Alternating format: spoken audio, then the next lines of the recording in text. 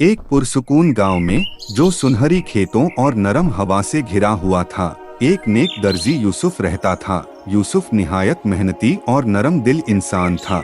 उसकी आंखों में सुकून और चेहरे पर हमेशा एक हल्की सी मुस्कान रहती थी। रोजाना वो अपनी छोटी सी दुकान में बैठकर कपड़े सी लिया करता था।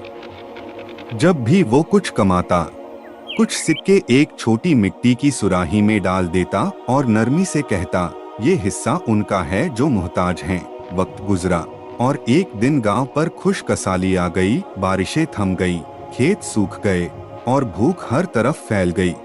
यूसुफ की दुकान सूनी हो गई। उसके घर में सिर्फ एक छोटा सा थैला रह गया था जिसमें थोड़ा सा गेहूं बाकी था। हमारे पास बस इतना ही बचा है, या अल्लाह तेरा शुक्र है। एक रात दरवाजे पर हल्की सी दस्तक हुई।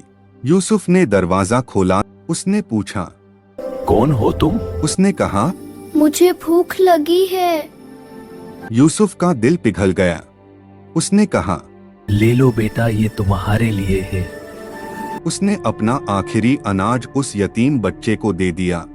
उस रात यूसुफ ने वुजू किया, 2 रकत नमाज पढ़ी और अल्लाह से दुआ की, या अल्लाह मुझे इस काबिल बनाने के लिए तेरा शुक्रिया। सुबह जब रोशनी फैली, यूसुफ की बीवी अनाज का थैला देखने गई और हैरत से ठिठक गई। वही थैला जो खाली था, अल्लाह अल्लाह। अब भरा हुआ था। गेहूं चमक रहा था जैसे उसमें बरकत उतर आई हो। ये खबर पूरे गांव में फैल गई। आसपास के गांवों से लोग कपड़े सिलवाने यूसुफ के पास आने लगे। काम वापस आने लगा।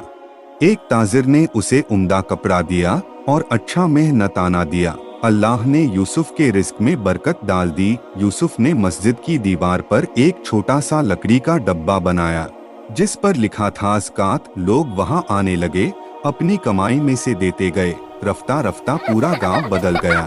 यूसुफ उन्हीं पैसों से भूखों को खाना खिलाता, ठंडी रातों में गरीबों को ओढ़ने के लिए रजाई बांटता। ज़कात के पैसों से मस्जिद के बाहर एक पानी का हैंड पंप भी लगवा दिया गया ताकि लोगों को पानी की कमी महसूस न हो। आसमान पर सूरज की नरम रोशनी फैल गई और गांव खुशियों से भर गया। जो अल्लाह की राह में देता है वो कभी नहीं घटता बल्कि बढ़ता है। ज़कात दिल को पाक करती है, रिस्क में बरकत लाती है और जिंदगी में सुकून भर देती है।